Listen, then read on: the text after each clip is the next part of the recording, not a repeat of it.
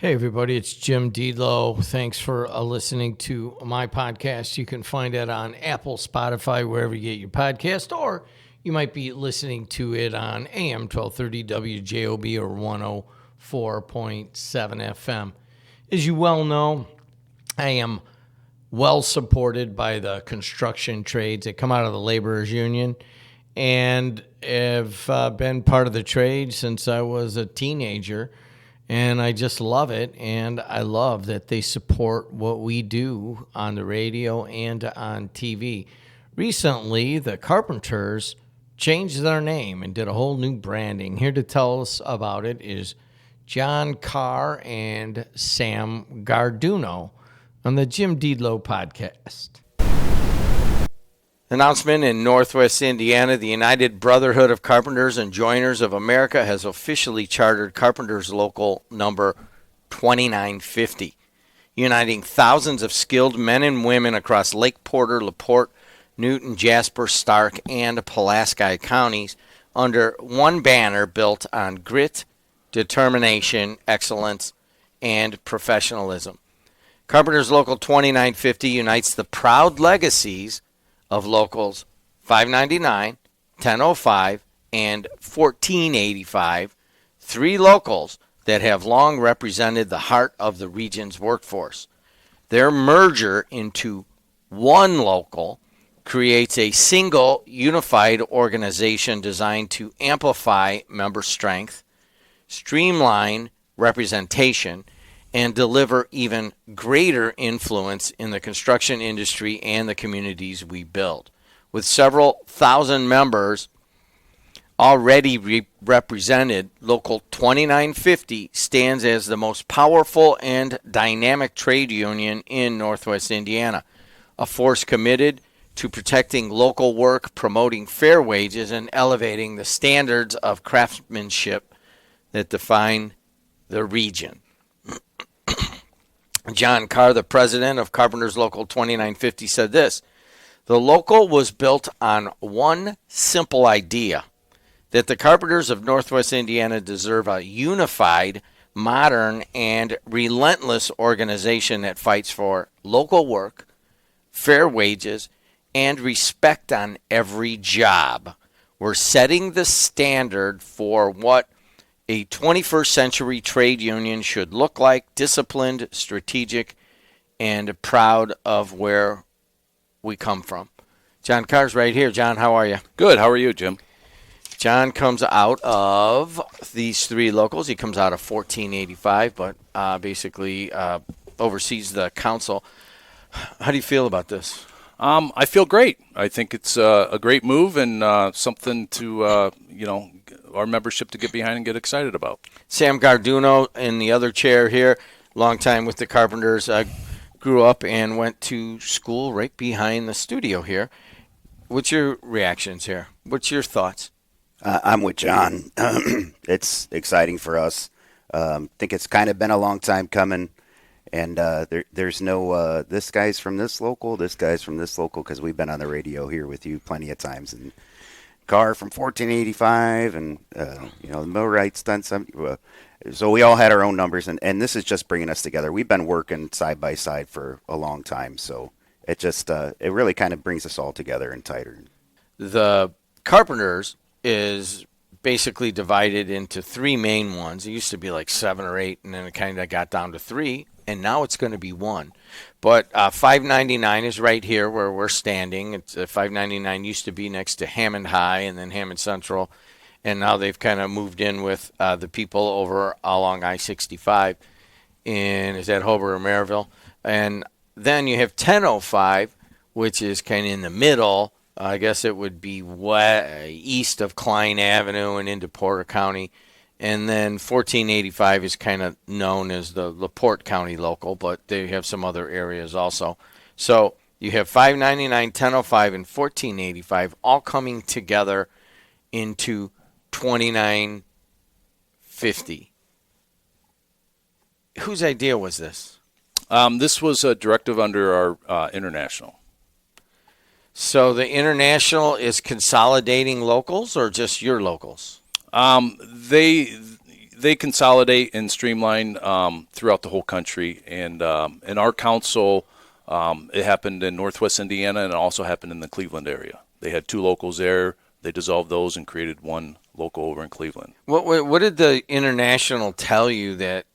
I mean, I've been in 29 years, and it's something that we've always talked about, kind of anticipated. But I guess the writing's been on the wall, but we didn't have any indication that it was going to happen at that particular time. I mean, we just had our general convention where we just elected our general president, and his vision is to streamline things and have, 3 to 5 pension plans across the country. And, we've been consolidating and our locals for years. And this is something that happened, I think, here back in the 70s was the last time with the Carpenters, where we had locals that merged into the 3 that we have. Like the local I belong to in LaPorte had a local in Valparaiso, Michigan City, and Chesterton that merged into LaPorte. And then Hammond had the same thing with, I believe, locals in Whiting and East Chicago merging into the Hammond local. So this happened in the 70s, and it's something that, kind of like back in the day when we had township high schools, you had a high school in every township that you went to, and now, you got bigger schools, everything consolidates. It's a corporate structure, and it's a structure that you got to basically adopt to survive today. Speaking from a branding and identity situation, you have 599 people, which I probably had at least a dozen family members, either current or come through it, and they're very proud about 599. And I have all sorts of sweatshirts and shirts, and I did my high school graduation at 599 Hall over there. I mean, there's a lot of pride in these different locals. How are you guys dealing with that aspect of it? That's a great question. Our retirees, for example, we've had very active retiree clubs amongst all 3 locals. And yesterday we had a meeting with the chair of each retiree club, and we told them, hey, we don't want anything to change for you guys. We want you guys to operate the same way as you always have. It doesn't mean that you got to meet in one spot once a month. You can still hold meetings in Valparaiso or in Highland. Continue doing that. Just spread it out. And but they've been receptive to it, and that's one thing they worry about is the change, and not be able to do what they've normally been accustomed to doing, and that's not what we want to change. We want them to continue doing what they're doing because they've paved the way for us, and but they've had questions, and then our members obviously are proud of their locals. I was very proud of my local, but at the end of the day, we're proud of the brotherhood and the shield that we represent, and that's bigger than a number that the local that we belong to. Garduno, specifically about 599. You grew up right here. You joined the union over there by Hammond High. My little brothers, what was he? WJOB and all the sports things that you guys are doing. Fantastic opportunity, and we love that partnership with you guys. Here's the thing. 599 was founded in 1899. Now, we were 1923, right? So we were looking around. There's like some sort of architecture firm that was in 1917 or something like that. But you guys were always older than us. So we weren't the oldest institution in Hammond. If anybody knows the history and wants to tell us 599 is going to 2950, I don't know if that makes us the oldest institution, but I would love to put that on a T-shirt. There's a lot of pride at 599. What are you hearing? Let's just talk. When that all went down, it was October 15th when we were kind of notified, hey, this is what's happening now. And we were supposed to have a meeting that night. We're like, hey, and they're like, yeah, no, the meeting is canceled for now, So we, as a body, we haven't met. We have some information going out to our membership about when our first meeting for 2950 is going to be, and we expect a big show up. But I haven't talked to everybody. Just with your brother, he's a steward at BP for Solid Platforms, and we haven't talked too much about that element. We have so many things going on right now where it's kind of we haven't totally processed everything yet. It's still pretty fresh. We had breakfast the other morning and kind of told you what was going on. Your jaw about hit the table. We were like, what the heck? So, yeah, since this happened, I mean, we've had to start a new local, charter it, and get the ball rolling, meet as an e-board, and set up our bylaws and get the structure in place. So that's what we've been doing for the last 3 weeks. Certainly the Carpenters can operate more efficiently now. That's part of the thing, but we need to get to the strength aspect. But you're still a corporation, corporate structure. You have to be able to have a leader, and this person does that, and you don't want waste and that kind of stuff. Do you feel that this will happen now a little bit better? I think it'll come together, and everybody will be on the same page. Because when you had 3 different locals in 3 different communities, I mean, they're all doing their own thing, and not everybody was on the same page. And I think having one meeting where everybody is getting the up-to-date information across the whole region instead of just in Hammond or LaPorte. So I think it will definitely help streamline that. $5.99, $10.05, $14.85 all come together. Let's talk about on the job site. Obviously you want all the other locals and all of the other trades and the contractors and you want them all to know this, because when they see a 2950 guy come out with a logo on and they haven't watched this or seen this, what do you want the other trades and contractors to know what is happening? Just that we're coming together to be one unit and work in the same direction as a unit, and moving forward that we're going to be a unified voice, and we're going to work with the other trades and just build what we have and just keep getting better. We're going to keep going forward, and we're going to keep driving no matter what. We're not going to stop until every carpenter out there is represented and makes a fair wage. And until that happens, we're just going to keep moving forward, and we're going to work with our partners, our contractors, and the other trades, because if they're strong, we're going to be strong, and we just all need to be stronger together. That word is 4 or 5 times in your press release, the word strength or strong. Coming together like this, how does it make you stronger? That's what it says in the press release. Because it's going to bring everybody across the region together, versus just having the voices in Hammond and Maryville and LaPorte.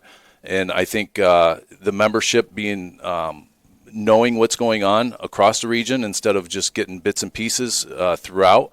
I think coming together and knowing what's going on in the community, and we can mobilize our membership to attend meetings and we got data center meetings coming up all over. We need to mobilize our membership to push forward and help steer some of these projects to make sure they happen, so that we can continue building our strength and bringing more people into our apprenticeship programs. I wanted to talk about work. Does this make you better and put you in a better spot to do that massive work? For sure. Recruitment, it definitely helps. And, the amount of work out there, everything changes so much. 3 years ago, we were talking about the hydrogen hub, and then, today we're looking at, U.S. Steel. We got a solar farm in Winnemac that I believe we have over 700 of our members working on right now. What local are they mostly out of? All of them? Yeah. Yep. They're from all over. Okay. But now they're all out of 2950. And then, NIPSCO, with their projected project, I've seen price tag of $7 billion. Things change, rapidly, and we just got to, adapt to that change and see where the industry's trending as far as power and, the data centers and like solar now. 3 years ago, solar was like really hot, and now with the change in administration, solar is kind of, an afterthought, and now you're talking nuclear energy. So just staying ahead of that and looking and anticipating what the industry's doing is what we got to stay ahead of. But the future looks great. We have over 900 apprentices enrolled in our apprenticeship school. You guys understand that? Whew. 900. That's a lot. We're running out of space. We're outgrowing that large facility we were just talking about. You're going to be like the plumbers and put on an addition? I was over there looking at Espino's thing. And It's about time. But you know what? They're doing a new training center out east. So they're building basically what we have in Maryville. I don't know, John, you probably know better than I do, but it's a pretty big training center. Has this been announced? I've not heard this. It has out east. Yeah. Where out east? In Warsaw. They're going to build a training center like ours out in Warsaw, off of Highway 30. Really? That big? Not quite as big, but it's similar. Yeah, because like in the laborers, you got to go downstate to I forget where that is, and they've got this massive training center, and it does. I guess if you really look at efficiency, you don't have to have a massive one and then have another one in the port and then another one in Lafayette. I mean, those kind of things can be consolidated also. So I guess I wanted to have you guys in there because I wanted to get a sense of, like what's happening. But as solar, as this massive NIPSCO power plant, as these data centers, and that doesn't even have anything to do with the big three along the lake, which all have a lot of work on the books. Maybe that's the way. You got to pool your resources so that you can do bigger things. I guess that's how I'm looking at it from the outside. Garduno, you still got to deal with a bunch of $5.99 apparel laying around. What are you going to do with it? I got you a quarter zip. Yep, it's coming.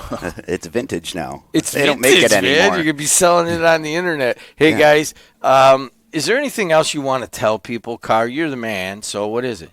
I just want to say that, this is something good for the region, something that is a new era for the Carpenters, and the amount of work coming up, we're going to have so many opportunities, and we're going to need to recruit in the building trades programs, and we're already doing it. But if there's going to be a lot of opportunity out there for a lot of people looking to get in the trades.